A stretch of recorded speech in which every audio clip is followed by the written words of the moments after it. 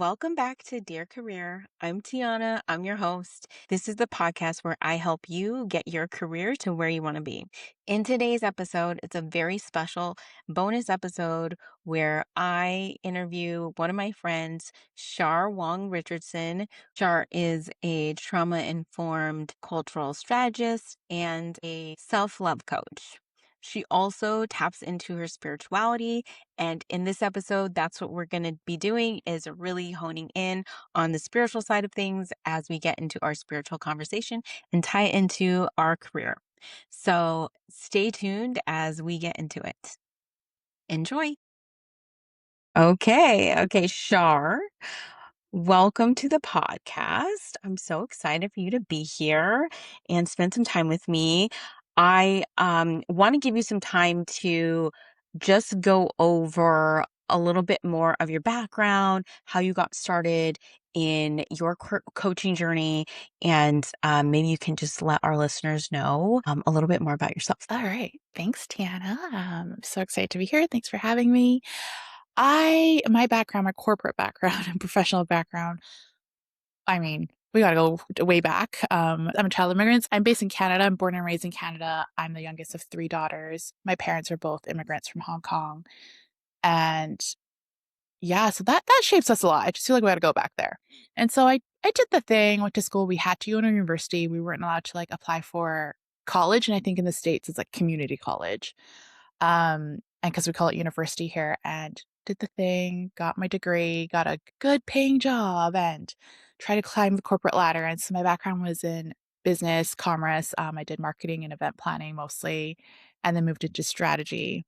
And then it wasn't feeling good. I was like, is this all there Mm, is? We just work to try to travel, like make enough to travel.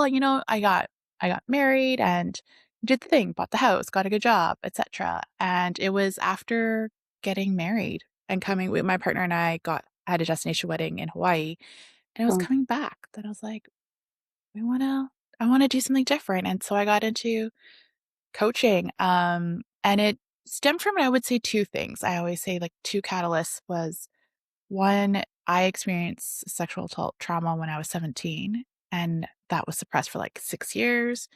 And then got my first adult paying job. Then I paid for my own therapy. If God forbid, I would have talked about therapy to my parents and asked them. mm, And so that's a whole other thing. And so unpacking and healing that of my own self love journey and trauma healing was catalyst of wanting to help other women trauma mhm, survivors. The other mhm, catalyst is being a child of immigrants and being Chinese Canadian and being a racialized woman in the corporate world, in the world in general, was how do we break free from that narrative of what we should be, the good girl, the good daughter, and what does building a life that feels good for me feel like and look like? And we were never really taught that. And so yeah, those are the two catalysts of getting to the coaching journey, but of course, imposter syndrome and perfectionism. I always joke I was a coach in hiding for 5 years mhm, before I launched publicly. And mhm. then in that time, had 2 babies and now a mama, and that's a whole other layer, which you and I talk a lot about. And so that's a very long-winded answer of like kind of who I am and my background. Yeah. Okay. Thank you. Thank you for sharing all that. One of the things I heard you say a lot was you have honed into a lot of the feelings. So throughout your journey in life and where you started, there's always been like a little bit of that gut. And I'm sensing that it's been like your intuition. Your intuition's been talking to you and it's been there. And there's been moments where you've had to suppress it or it's speaking and now it's like coming out and you're starting to really revive it and get in tune with it. I think how you and I have connected has been a little bit more on the spiritual side. I kind of wanted to ask a little bit more about in your journey when when you've navigated through these moments of identifying your intuition and listening to it more, how have you managed to navigate the intuition journey? Oh, I'm sure a lot of people can resonate that we all have it. It's just whether we choose to listen to it or not. And then even if we get quiet enough to listen to it, is to then trust it and act on it. We all have it. We're just taught as a society and culturally and family, whatever, to suppress it, Yeah. especially as women. Like, don't be Yes. too emotional, whatever it is, right? And so I will say now, looking back, now that I'm like on my enlightenment awakening journey, um, looking back, I did have as a kid and even like as a teenager, there were moments where I'm like, oh, something feels weird. And I remember I'd Mm, call a friend like, "Are you okay?" And they're like, mm, "That's weird. How did you know? Something is wrong." mhm, And I just kinda, like, chalked it up to, like, "Oh, I don't know, had a good gut feeling." I don't know, I didn't think much of it. I think what really hit was, my life coach and spiritual teacher and mentor I work with now, Rochelle, who I've worked with for, like, 2, 3 years. When I first met her through, like, women in color and entrepreneurship and coaching, she's a coach as well. I remember working with her, and she was like, "Oh, my business took off when I flipped the switch and, like, really tapped into my spirituality."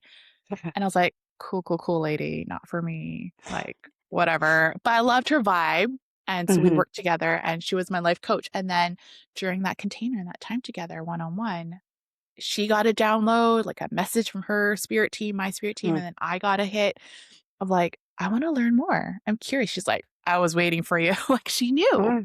mm, And mm, so she started to teach me different rituals and modalities and to tap into that and hone in that skill and practice listening and get quiet enough out of all the noise to listen and then also to actually act on it too. And around that time, I had a very sudden and big loss in my life. It was mm, a mentor in the EDI, equity, diversity, inclusion space. They're like a culture strategist who does a lot of EDI training here locally, and I worked for his company, mm, as a project manager and kinda like to learn more about what can I do and contribute for social justice. And yeah, he passed away very suddenly, unexpectedly, and I really looked up to him. And through that, I'm getting chills right now. I remember, like, I felt him, and it was like this first time I ever felt like, you get gut feelings and things, but, like, it was my heart. It's like mm. he, like, hugged my heart. Oh, I don't wow. know. I don't yeah, I was like, "Oh." I'm getting chills again now.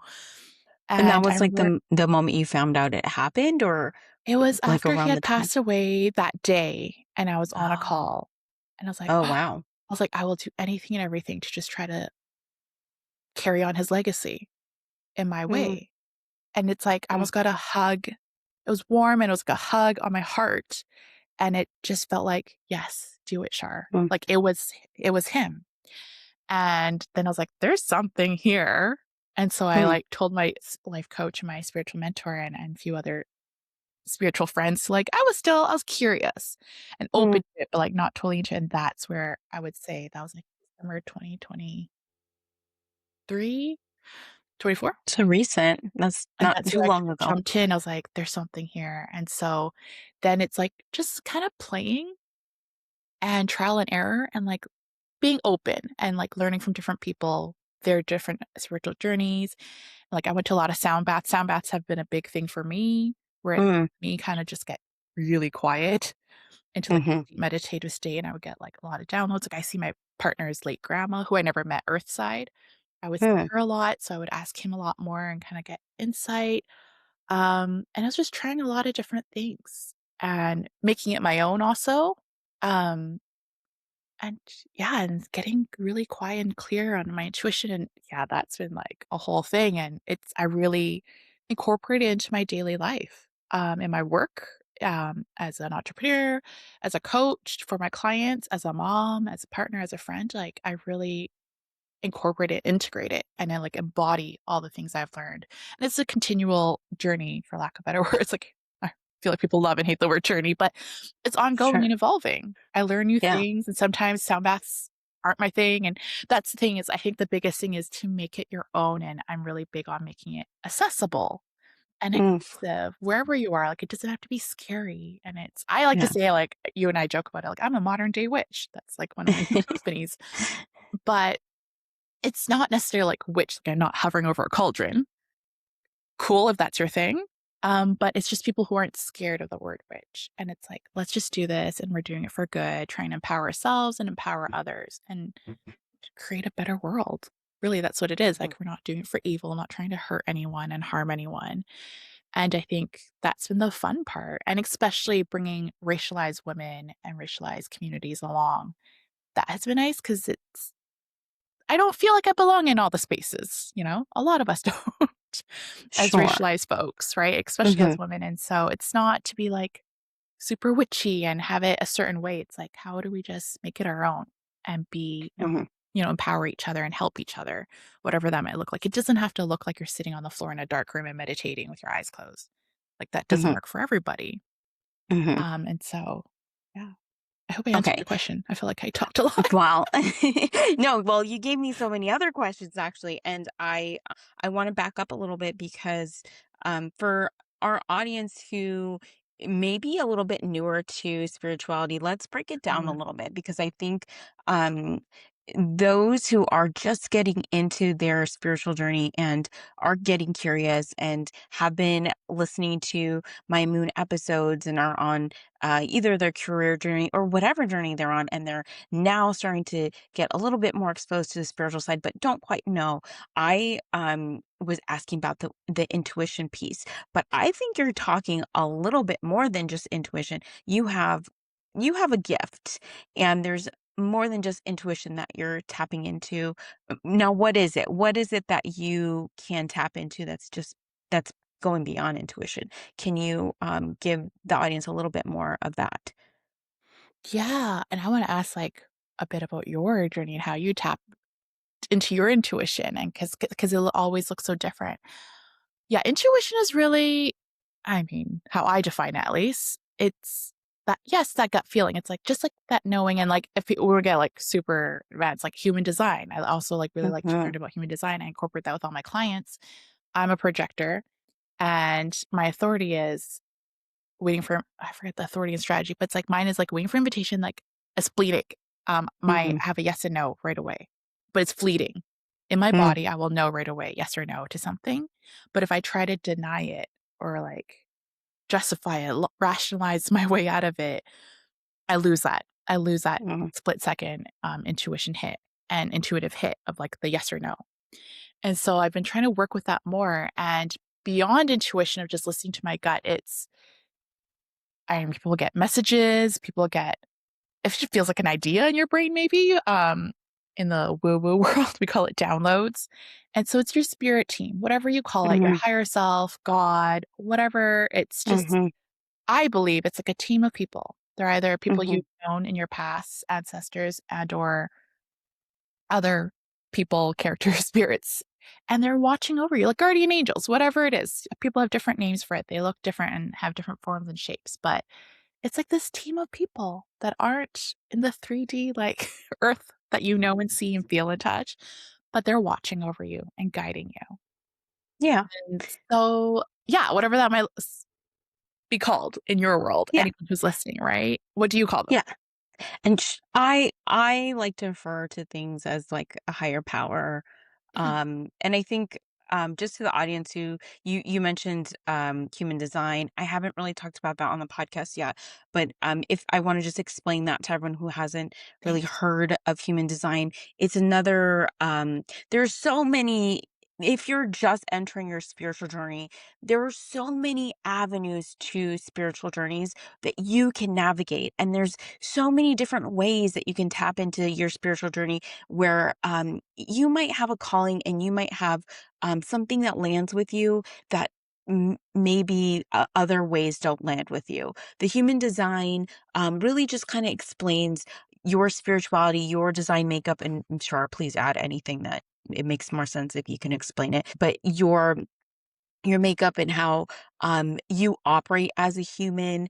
Everyone has their own human design, and there's a lot. I know my husband's Indian, and his family really does operate a little bit more in the astrological. We When we were married, our birth dates were aligned, and it's very much believed that how our birthdays were brought together, and it defined how we were going to have our marriage success. And so some of the astrological dates are also a form of spirituality. Astrology can can very much be a form of spirituality. So there's different modalities is like, I think a great word that you use, Char. All of these different routes are different forms of spirituality. Whatever calls to you is a way that's going to connect with you. And they have different meanings for each one of you. And so Char, I know human design is something that you use in your work as well, which I love. I haven't gotten that deep with human design. All I know is I'm a manifestor and I don't use it. And I've seen other creators who use human design.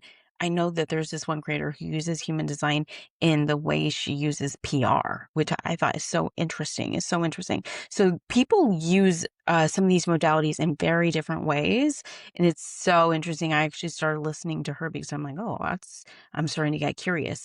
It's how people operate in the world. And so the I encourage you to continue to get curious, learn a little bit more about all these different modalities as you're starting to enter your spiritual journey, and just figure out what excites you and will get you motivated. But going back to what you were saying, Shar, with the intuition pieces and getting back to the language I use is higher power. But I do think that getting back to it as far as how you stay in touch with things, and for you, you are very in tune with your angels, your spirit guides, and you're using them in your everyday life. Now, I wanted to touch on this and come back to it because I have so many questions. First of all, so this is newer, and I was curious to.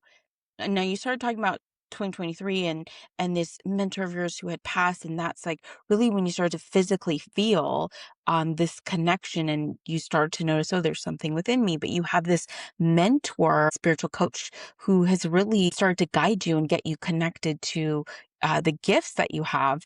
But before that, were you already in tune with, hey, there's some things that are I'm noticing about myself that you were spiritually connected to, or it wasn't anything that you had picked up on? No, 'cause, it was just too much noise. I just, like, kept suppressing it. It's like, "Okay, no, whatever, whatever," and Yeah. didn't think about it, and but I was always curious. I wasn't, like, closed off to it, I guess, and what helped was, yeah, I guess that's exactly what, like, I wanna try is, like, to offer people different ways, and so my spiritual mentor started training me I didn't know at the time, remote viewing, not to get, like, super Mm. crazy, but it's like you used your mind's eye in a deep meditative state, and you can, so we did, like, exercises where I would be able to draw pictures of what she has. Oh, I wow. can't see it. She gives me a number for me to meditate, and so from remote viewing, then she taught me how to open Akashic records, and that's, like I don't know how deep we wanna go into it, but, like, high level, for any Avenger fans out there, it's like what Doctor Strange and Wong protect, the library of books, and it's, like, all your souls, past, present, possible future lives, and I open them and get downloads and messages. I'm not, like, psychic, and I don't and it's like, I try to do it in an ethical way that's true to me that I don't tell people, like, very like, "You're gonna die, you're not gonna die, how long you're gonna live," whatever. It's just more like, "What do you have right now high on your mind? And let me get some downloads and messages and guidance and insight from your spirit team." Mhm. Um, and so I try to do it in a very ethical way. And then I can't help myself and I infuse coaching into it. And I give, if you've experienced it, and I like give people integration guides, a bunch of ideas of rituals and practices to do, journaling, meditation, whatever. And then people can just try and see what feels right for them. So that's what I've been trained into, and so, yeah, I know before it was I wouldn't really listen to these things or listen to myself, and I'd be curious, and that's also part of it, right? When you start playing with all these different things, going to, like, different meditations and sound bath and stuff, like, feel that pull. Intuition is that pull. It's like, "Yes, Mhm. that sounds exciting," or, "No, I'm not really sure," and then don't do it. Or if you're, like, not sure, but, like, open and curious, and go for it. Like, just be free, like, and just feel that pull, and I keep doing this with my body, but it's like, feel it in your body, right? Okay. Yeah, I have Okay, I yeah. have, like, some Oh, you're so specific excited. questions for you because, like, now that this is perfect. If, anyone is in the audience and getting curious about these moments that you've gotten, because everyone has intuition, but, um you mentioned the noise. The noise is one of the biggest things that it sounds like gets in the way, has gotten in the way for you, and probably gets in the way for most people. Um, w- how, okay, I don't even know where to start because I have so many questions. What's the best way for people to tap into, let's say, actually, and I'm gonna let's hone into our female audience because as women, we experience probably an abundant amount of noise unnecessarily, just with sometimes being moms, sometimes being um, women in the corporate world, women who take on extra duties at work and not even knowing it, women who are underpaid. There's so many layers that women have to take on. How can women shut down some of the noise and tap into their intuition at a deeper level?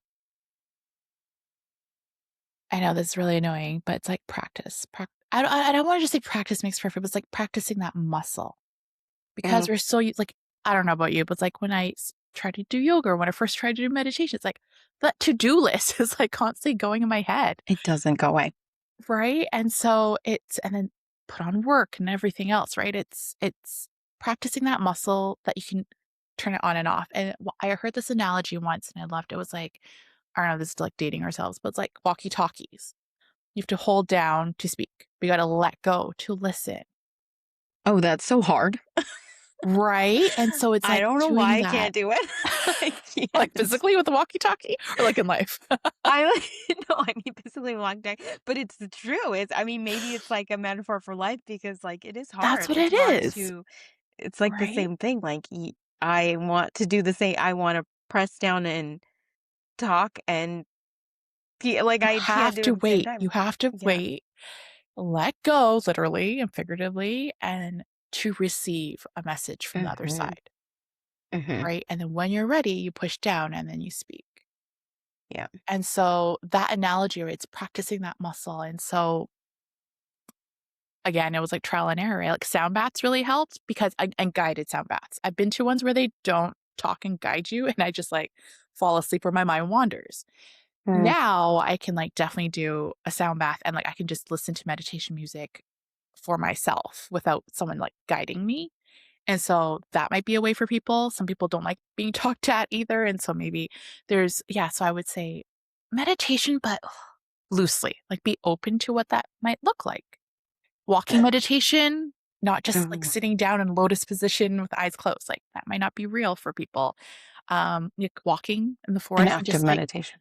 yeah, and Mhm. just, like, notice the birds, notice the tree, notice the wind, and just however helps you to focus. For me, like, having a saying, I know some people call it the mantras or whatever, it's like I'm obsessed with Hawaii, so I'll go, "Aloha, aloha," Mm. and I just, like, focus on my breathing in and out, and then that kinda helps me zone out and Yeah. tune out the noise and tune into myself.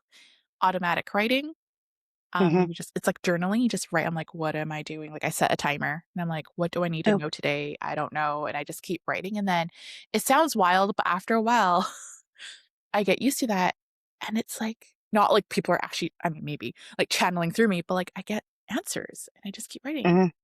Mm. So some form of journaling. I've worked with this a Wait, lot let with me go clients. backwards really Yeah, yeah, quick yeah. for sound baths in case people don't know what a sound bath is. Oh, What yes, is a thank you. sound bath? It's great. It's sound healing. It's you're not in a bath. You're just lying like on yoga mats or something. You can. I think there are some like you lie on top of water. You just lie there. And it's a deep meditative state. It's a different modality. People will use drums, like those crystal bowls, or Tibetan. Are they bronze bowls, copper bowls? And then you hear the ringing, and it's scientifically proven. I'm not a sciencey expert person, okay, but it's scientifically proven the frequencies. So, like how you listen to certain music without Mhm. words. So and it's just yeah, someone will play different musics, and it actually helps you tune into your energy. And so Certain frequencies equate to certain emotions and mhm. feelings and certain healing, I think, Yeah, as and, like, well. Yeah. there's some like, some they have shown cool instruments. There's, like, what's it called? A beach drum or a ocean drum, and it's, like, Oh, these beads how in does this that drum, work? and it sounds like the ocean, like, it replicates the Oh, that's ocean. yes, I know what you're talking about now. Yeah, Yeah. yeah, and so, like, a Yeah. gong for like, just different sounds, and it's to help you get into this deep meditative state. I'm probably not doing it justice explaining it, but there's no bath involved. My partner got really Yeah. confused when I tried to Yeah, that's why I was like, convince "Wait, we him to gotta go go to back one. Thank just you. in case." I wanna be, I wanna be mindful that there might be some listeners who just are getting curious, and this is their Yes, first, thank you. I appreciate that. exposure to some of the spirituality of things. Another one that is similar to, that I've used actually a little bit more in the workplace is, mindfulness, a little bit more on the mindfulness Yes. path. I know, you're talking, more on the meditation pieces, but I've used this in the workplace. Mindful eating, take a mindful lunch. Mindful lunch is slowly eating, take one bite at a time, enjoy your food. You're eating one grape. That grape is Ah, round. That grape is juicy. That grape is soft. You're really going through and eating that I grape. love that. So really enjoying your meal and focusing on that one bite at a time. Mhm. It does extend your lunch, but for in experiences where I've worked with more hourly employees who really don't have a long lunch, this can be a really great resetting time for them. But also, it's a real nice, um, I think, intro into some meditation, and it's true mindfulness. Again, like a toe dipped in the water into some meditation, mindfulness type of intro. It's an intro to it. Yeah. I sorry, What thank you. I really appreciate you, like, bringing it back down, to the basics, not condescending at all in any way, but, like, just yes, because I'm so, like, I get so excited, I'm all in my thing, but yes, it's so true, right? But down to even, like, what's super doable and manageable is, like, breathing. I know there's, like, breathing? box That's a great breathing or, one. like, just, like, counting in and out. Like, with my little I have, a 3 and 6-year-old, it's like we get them to trace our hands, go in Yes. and out, Yes. in and out, or it's just like you hug yourself and you do butterfly taps, like, breathing. We don't intentionally, mindfully breathe Yes. enough, if Yes. ever. We don't. I know. Mine's only he's only 15 months, so we teach him I've been teaching him lion's breath. He gets a little bit crazy on that one. Lion's breath, take your lion's breath. Ah. That's him. But breathing, we don't enter the world. This is very new, but we're not entering the world and we're not practicing our breathing at a young age. So we as adults, Mhm. we are so dysregulated. So breathing and going back down to the basics of breathing is so Yeah. important and resetting. Yeah, And that's absolutely. such a good, And like, way to start, like, for someone who's, like, newer on their spiritual journey too, right? It's like just mindfulness. Forget yeah, spirituality, like mindfulness. Yes, the mindful eating, I love that. Mindful breathing. And then just yeah, noticing what's I don't know what the name is, but it's like notice 5 things you see, your senses, 4 things you hear, 3 things you can feel, right? And it's yeah. calming our nervous system and reminding ourselves we are safe. And then Mhm. you can get quiet enough to do other things.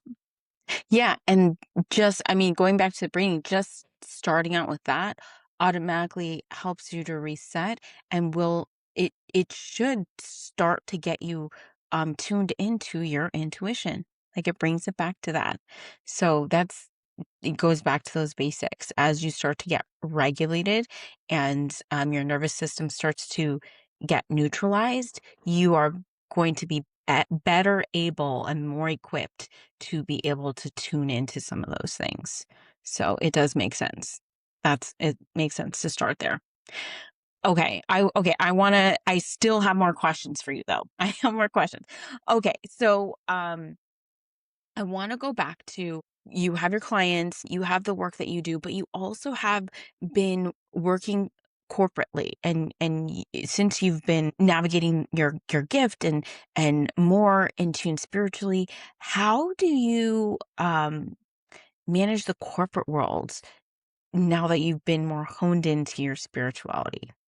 It's tough. Um, because, I mean, oh, so many things. And because it's a career podcast, it's so relevant. I w I wanna detach my emotional side of it from how I feel about corporate, but it's so relatable in the sense is that corporate wasn't the system itself, was not. Yeah. It was made by white males for white males. It's not made for people of color, racialized folks, people in traditionally marginalized groups, queer folks, women, what have you.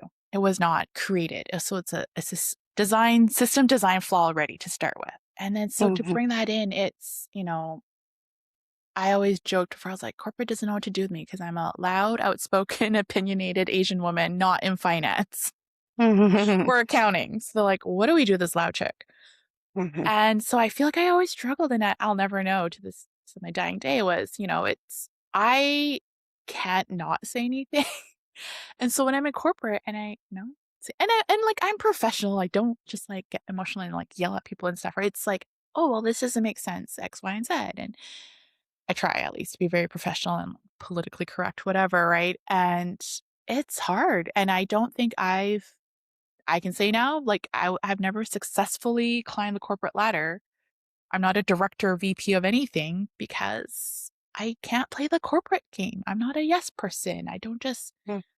and so I think. So I don't know if it's because I am just who I am. I believe I'm very smart and equipped to do what I need to do in my day jobs. Um, but it's always been a struggle. Mm. And so for me, navigating that as the intersectionality of all those overlaps, right? Being an Asian woman and then becoming a mom and then tapping into my intuition. And it's really hard of knowing when to say something, when not to say something. I do see when I look at women of color, racialized women who are in positions of leadership at a traditional corporate job. I always want to say traditional toxic corporate job. They're not people I would aspire to be, Mm. like personality wise, leadership style wise, they're not Mm. people I would aspire to be. And so that started getting more clear and clear. And the people I vibe There's with no and one I to would, look up to. right? I'm like, so do I have to trade in my soul to get there? And Mm. at that point of starting my own business, and then I had my babies. And so I went back to my traditional corporate job part time a year and a half ago. And because I'm in Canada, we have freakishly long mat leaves. And I was like, We this, have so much to learn here in the I US. know it just wasn't feeling good. And it Mhm. just more and more, I was getting more pronounced. And I know that in itself is a privilege to be able to work part time and build my business, to get to build my business. And I'm now almost out. I'm going to be retiring from my traditional corporate job soon. And so I know that's a privilege and I acknowledge that, but it's, yeah, finding a way that you can still not feel that drain at the end of a workday at whatever job it is to come home and be like, oh, I did all these things I would have done differently. And like, it hurts on your body. And then your Yeah. energy is drained. And then, yes, you have to like still coexist with whoever you have in your home life, right? Like family, friends, kids, whatever it is. And it's hard because as much as we want to say we can compartmentalize in this hustle culture, you can't. You're a human, you're a whole person. And so Yeah. for me, I started blessing and a curse, bringing that my whole self to work. Mm. Again, not always safe, not that's a How privilege did that sometimes too. feel, like, doing that? Am I allowed to curse on this? Yeah, I think it's fine. Scary as fuck. Like, Mm. but it felt better. It felt like Mm. a weight off my chest.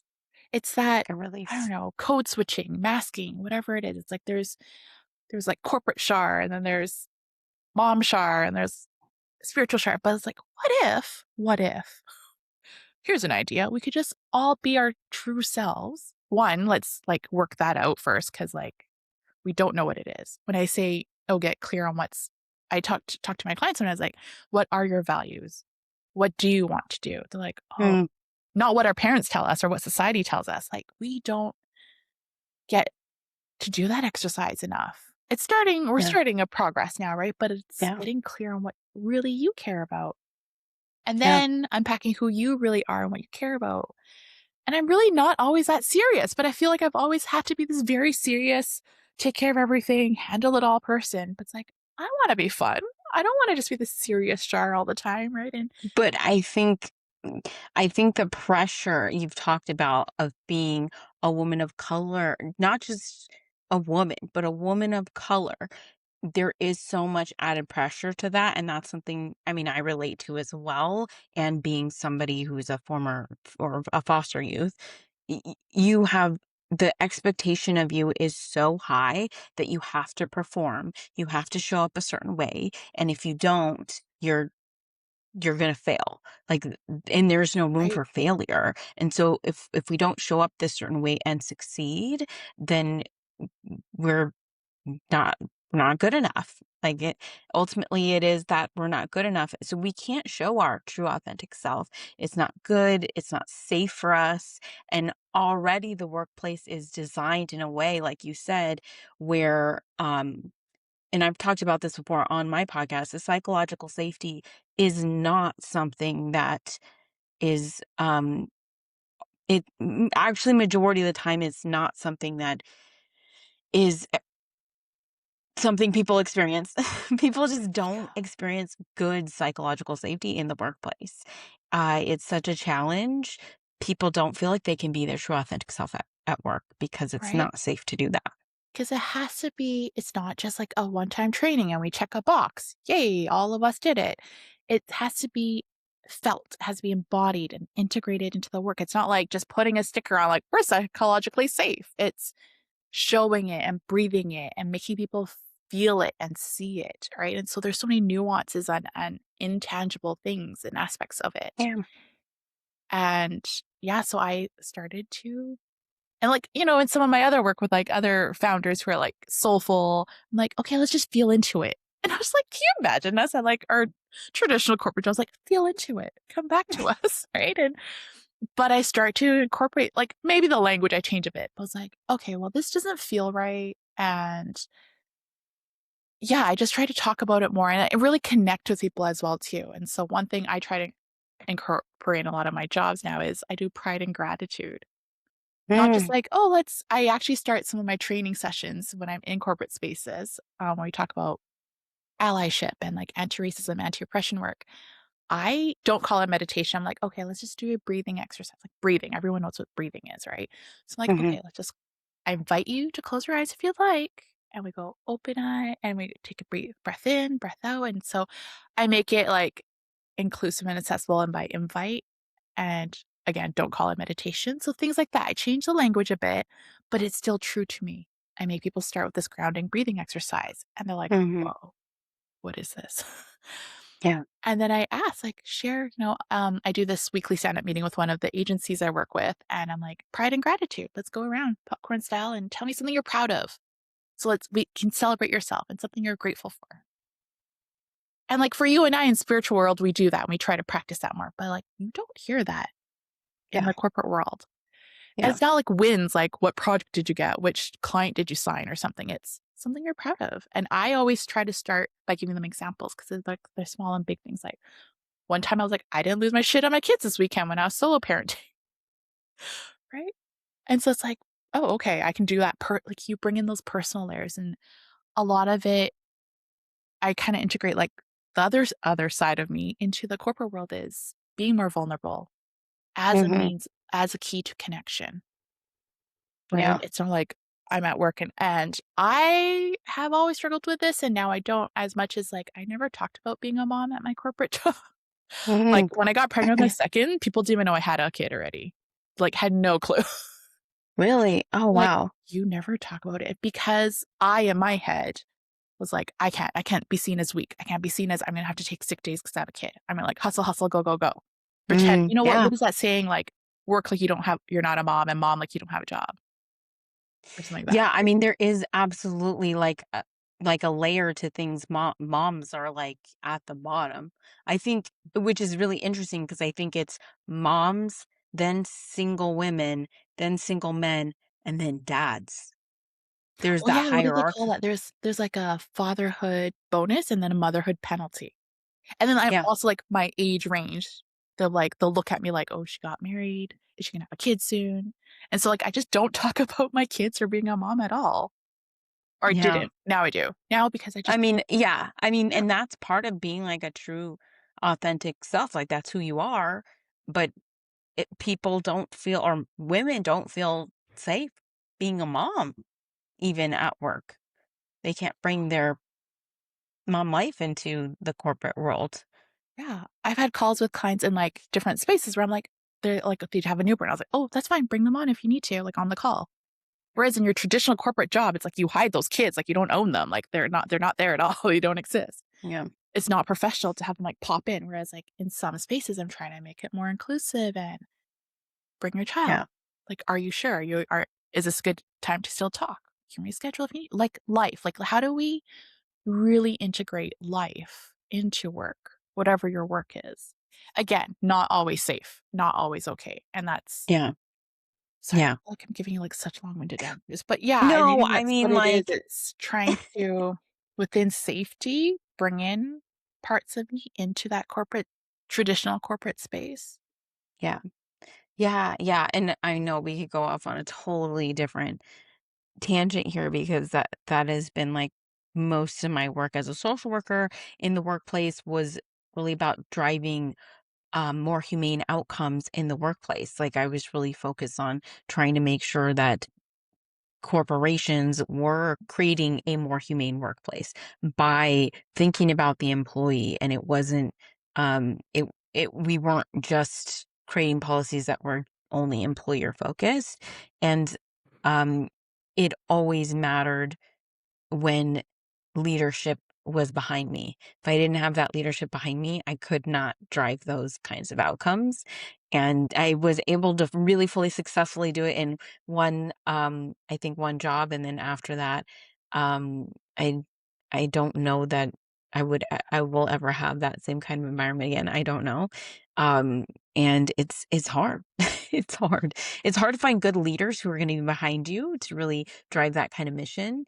Um, and even then with me being able to do what I was able to accomplish, I still don't know that I could fully be my true authentic self because I would still, like you're saying, have to mask certain things, like use language like mindfulness instead of meditation, and that's fine. I think that language still works for me too, but um, it's still, I think there's still work me and then there's personal me. In the world of HR, you can only bring so much of yourself into it because you have to remain neutral. And that always is was hard for me because I want to connect with people, and that's you can't always do that in HR. So that didn't make sense for me. But anyway, getting back into it, have you been able to use your spirituality, or how does it come up when you work with, like, colleagues or peers? Like, does that come up at all? Definitely the language has changed. It does, because 'cause I'm like, "Oh, it's something wrong." It's more like it's really that connection piece, Mm, like, "Oh, I feel," and it's yeah, like, I feel the energy sometimes, like, and something has happened in their personal life, and that's why they're acting a certain way at work, right? And it's still mm, just being a human. And yeah, by that connection is, like, allowing yourself to be a human first, and then you invite others to be human. mhm, And it really just fosters a better connection with people, and people wanna work with you more. Um, mm, and so, like, "Oh, she's asking for this, like, request again or this thing again," and I know especially in the corporate space or just in life, I'm very firm. It's like, this the end of day, give me this." And for me, it's then, like, I struggle with the word softer because it's not to equate to weak, right? It's like, "Be firm, but does this work for you? Let me know. How can I help you?" Like, how do we help each other succeed, right? Because in the traditional corporate world, it's very we're trying to compete against each other. We're trying to, like, it's just unfortunately, that's just how it was built, but it doesn't have to be that way. And similar, like, I think what came up for me, and I say that sometimes, what came up for me is like, oh, I had this thought was when you were saying how in HR it's hard, you have to be neutral. I'm like, but does it have to be? Can you still connect? Yes, be neutral, I guess, yes. But, like, can you still connect? Can you still show your human self, remain neutral to get whatever job it is you need to get done? And you know what I mean? Like, how can we have not be mutually exclusive? Like, you can't be a human and be yourself to do your HR job. Like, how do we kinda, like, blend it in together within reason? And I have faith. I yeah, I have think faith that, like, it could change.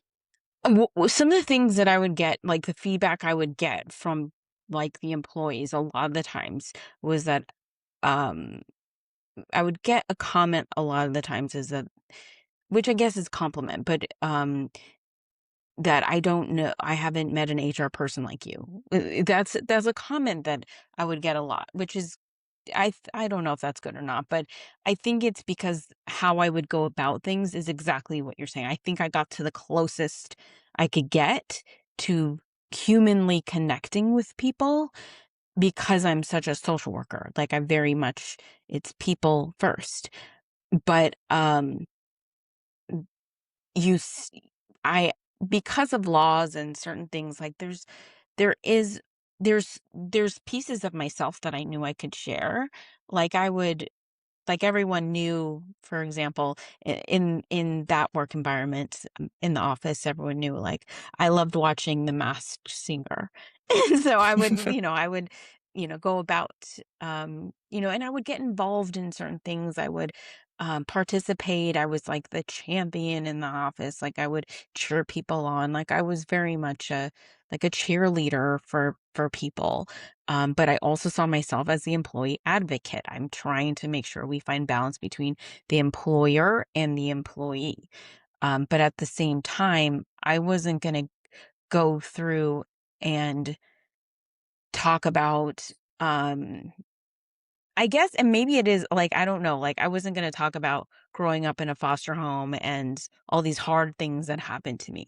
Like I didn't, those are like deep things that maybe connect with people a little bit more rawly, and I didn't feel like I could do that because I don't know, maybe that was like, "Oh, I don't know if this is professional."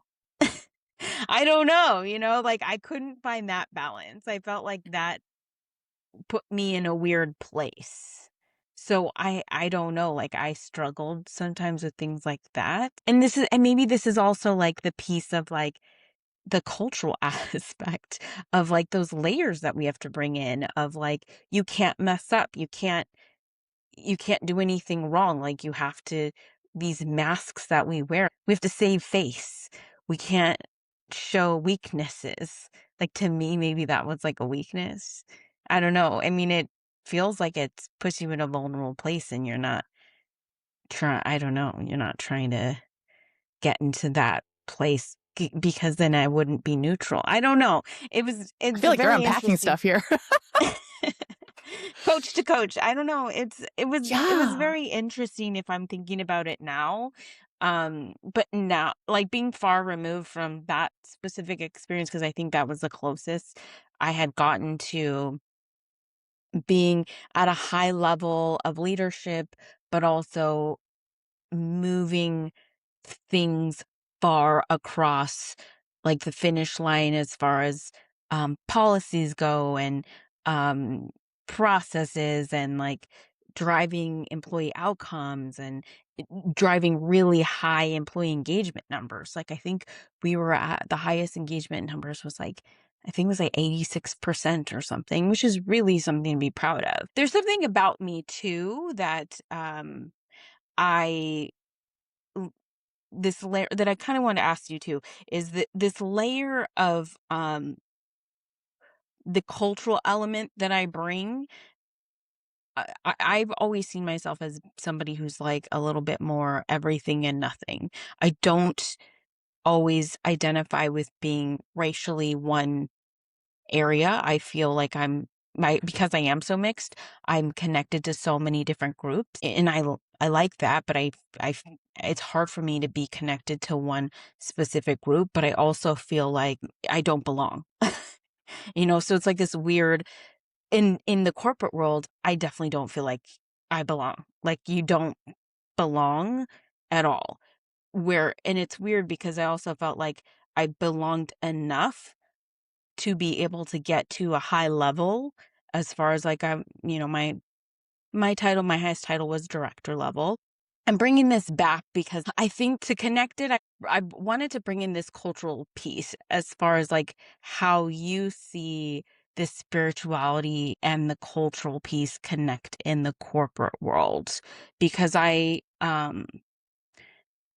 we have so many different layers that as far as who we are in the work world, and then to add the spirituality piece on top of the cultural piece. How does it all fit together as far as like the cultural piece and the spirituality piece and the corporate piece? Like how do we bring these things all together into one a self? Like how do we marry these things to connect them all? I'm gonna Do they bounce have back to to you. you Well, I mean, because you said earlier, do they have to be all separate or can they be all one thing? I mean, we've had these conversations a little bit more, and you've brought this question to me a little bit, but I am curious, like, yeah, how do we bring this all together to unify it? Yeah. Yeah, I want to that's a great question. I want to throw it back to you quickly is high level, what comes to mind for you? How do you bring it together? What does that look like and feel like? But also, but why? What would your intention be? What is the heart behind the bringing it all together? Because, I feel like, I don't know, centuries and we've operated on this is work. You sign out, you come home. This is your home life. And like, you have to show up for your family. And this, like, you have to act a certain way in front of your family, especially if you're like Mm. culturally diverse. Like, and what would your intention be? Like, what comes to mind for you? Why are you asking that question? It's a great question. Don't get me wrong. I have thoughts, of course. But like, what comes to mind for you? Why would you want to bring it together? What would it look like and feel like? What would your intention be behind marrying your whole self, like bringing all the parts of you? Yeah, I think this is coming from a desire to live a more authentic life and being less segmented. Um, so something that I am experiencing kind of in the moment and now is that I consciously made the choice to start bringing more of the spirituality into my work because I felt I felt a calling to do so. So I started shifting the podcast more into like the moon work and tying in the moon cycle into um the job hunts. And I'm doing that for the month of June, but there's so much that I think I want to do with, and I have such a vision for this in work for women and with the moon. And there's so many things that the moon can do and cycles. And I've done moon work for a long time. And I was hesitant on doing this because I think the corporate world w- will not accept this. And if I'm doing this, I think I was scared. I was scared. It was scary to make this decision to do this. But then part of me was like, but I really want to, and I have this desire. And I think I was worried partly about some of the backlash because in doing this, I will just frankly say that in doing this, I've already experienced some backlash, unfortunately. So like some work that was available to me is no longer available to me now because I've done this.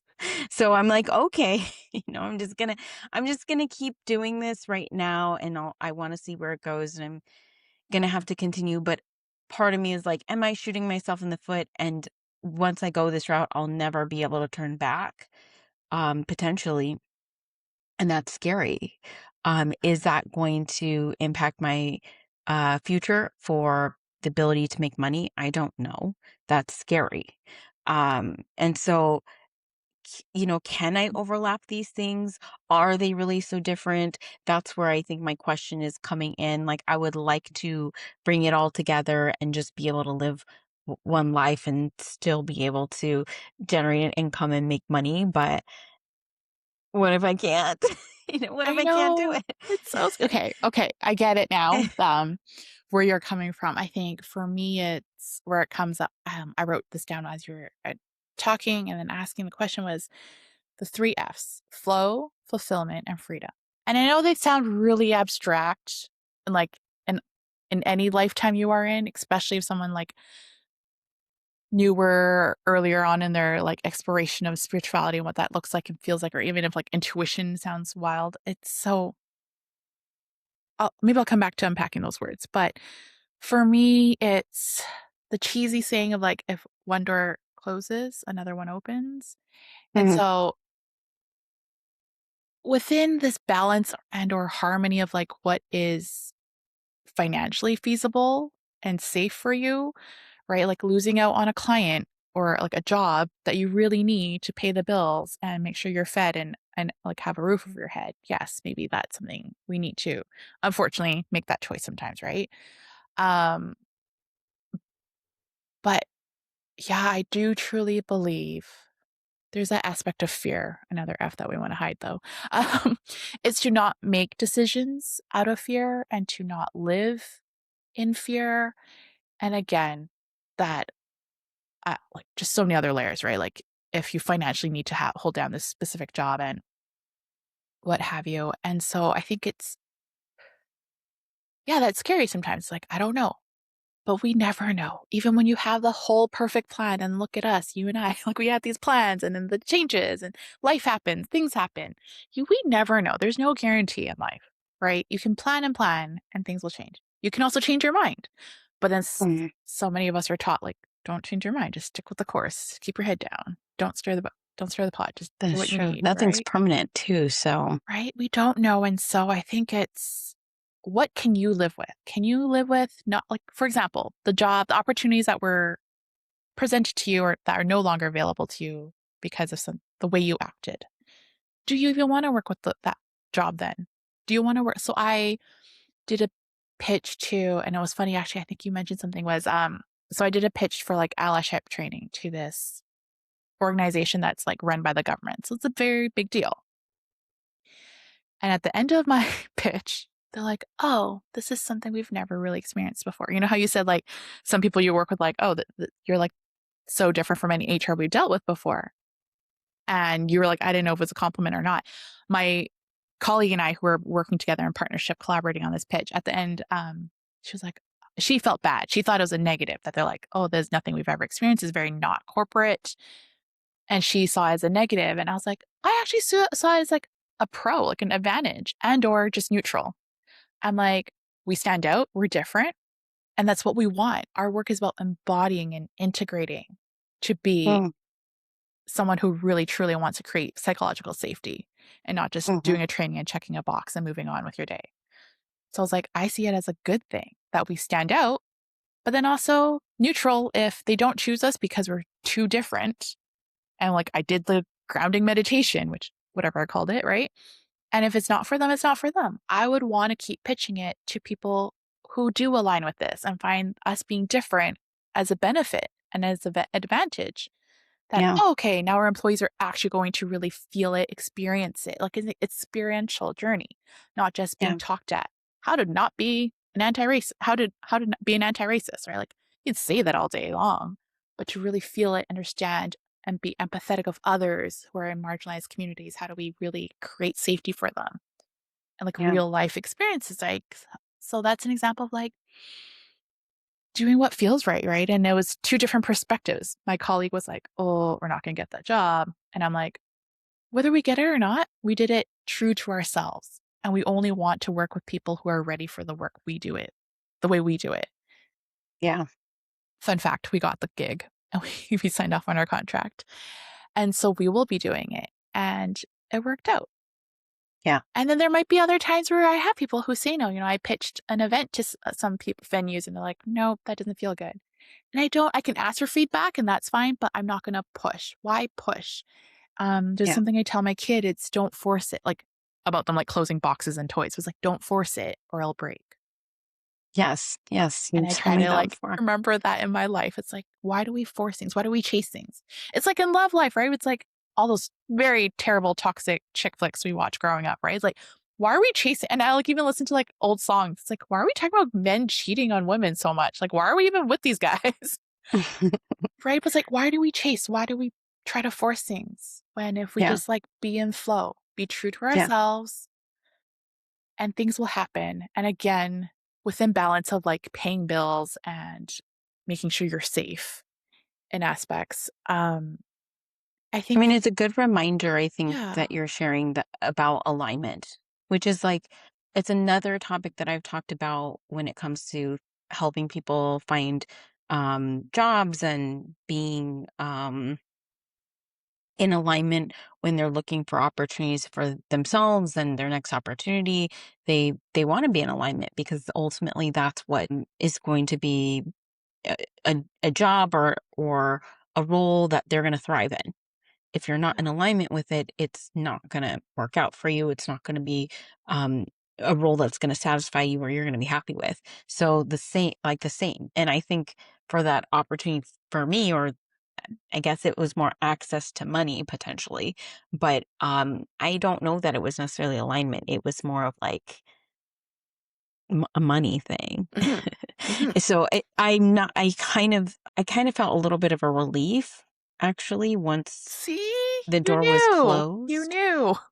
Yeah, but it also it also was like, okay, dang, now I have to figure out what, Yeah, you know, and you can grieve, right? It's not like you have to be happy about it. It's like, "Okay, that's that true. sucked." And Yeah, now what else? What's a positive out of it? Like, when we say no to something, what are we saying yes to? And, when you talk about alignment and I talk about flow, like, if we wanna bring it to, like, a corporate term, it's like, what's sustainable, right? If you're doing a job, working for someone or something that you really isn't in alignment, isn't in flow, it's not sustainable. You're gonna hate it. You're gonna yeah, be super stressed. You're gonna be miserable. Your work performance is going to show, right? Like if we're gonna bring it back to like corporate terms so people can understand it's not sustainable. It'll work for a yeah, bit and you're gonna want out. You're gonna want to go find something else. yeah, yeah, So yeah, I would say there's pros and cons of like bringing in all these parts of ourselves and you get to choose though, right? Like for example, yeah, your foster youth history. Is it something you wanna share or not? It could open up doors to connect with people who might have similar experiences. It might not. It might be too vulnerable for you, so you get to choose, right? And so with yeah, bringing all the parts of ourselves, it's you choosing what feels good and sustainable. If you don't wanna talk about a part of your life, that's good for you. But if you're not talking about it but, like, why? I would ask, like, "Why? Why?" But yeah, if you're not doing it because of you want to share it, but some other factor is hindering you from doing sharing that thing, then dig deeper. Like, why is it that you don't want to share that? If you truly don't want to, again, some people are very private.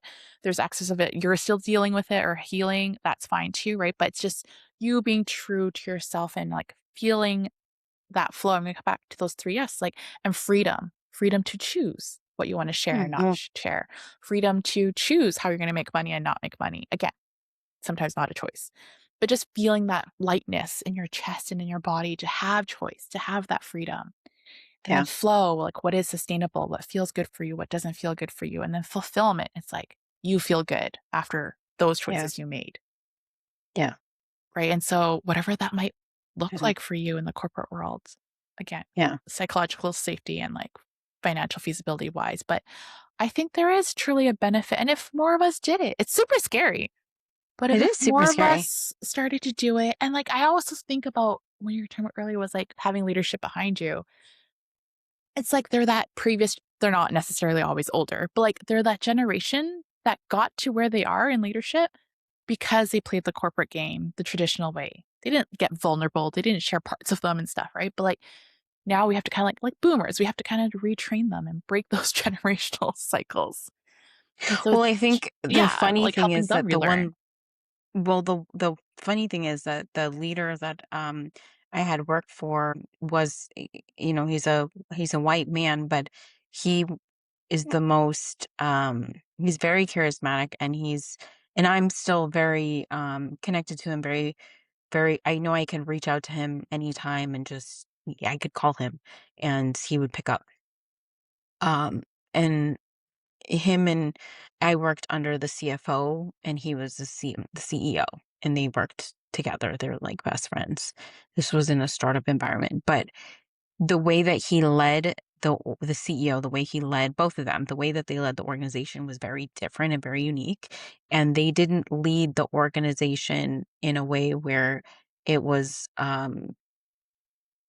it wasn't like traditional corporate. Like, they were sitting at the desks with everybody else.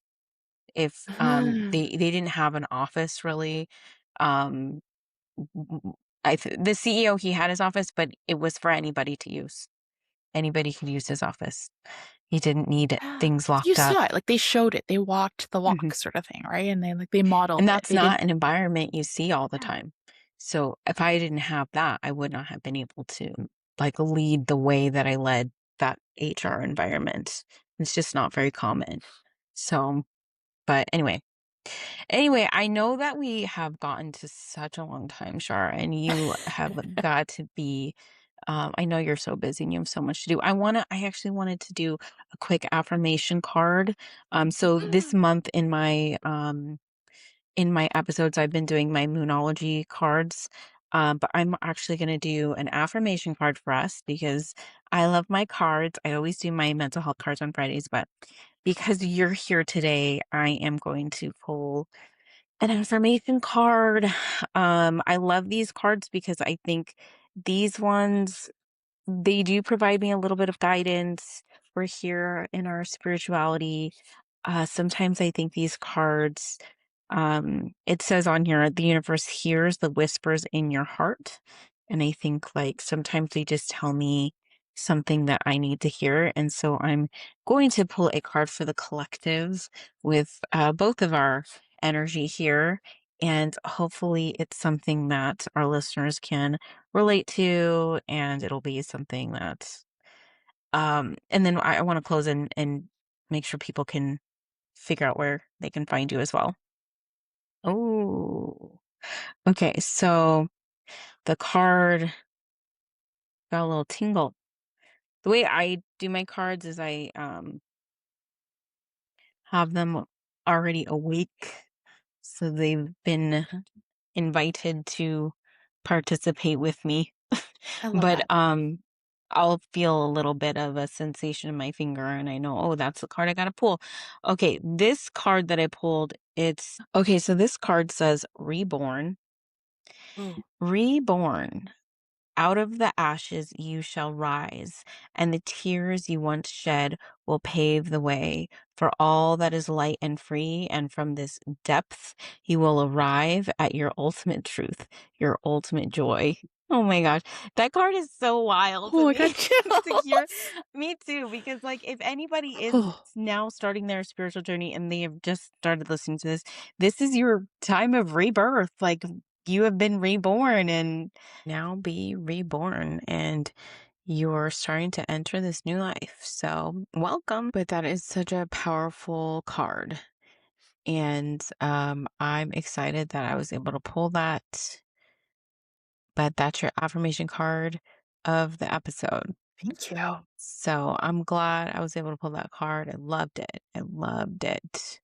But anyway, okay, Shar, Yeah. where can everyone find you? I'm going to make sure that I Yeah. link everything in the show My notes. website is my name, charwongrichardson.com, and you'll link that. And so you can find me there. I'll have resources for you. I do one-on-one coaching. I'm starting a group container and I have a self-love quiz that's free. And I always want to just make sure people have tools. I have my own podcast, The Char Hotline. It's all linked to my website.